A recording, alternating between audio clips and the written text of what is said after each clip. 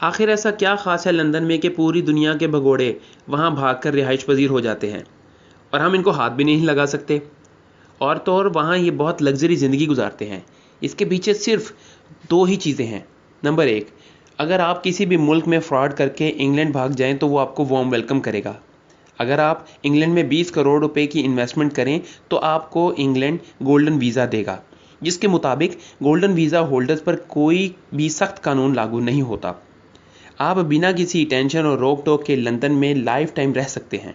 Number दो, London कानून के मुताबिक अगर कोर्ट को लगता है कि ह्यूमन राइट के प्रेशर से इस इंसान को उसके मुल्क में टॉर्चर या मौत की सज़ा हो सकती है तो वो ब्रिटिश सरकार इस शख्स को रिस्पेक्टेड कंट्री को नहीं सौंपेगी।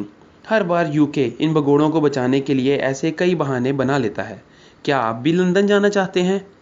ये था 1 मिनट। अगर आपको ये पसंद आया, इस वीडियो को लाइक करें और शेयर करें।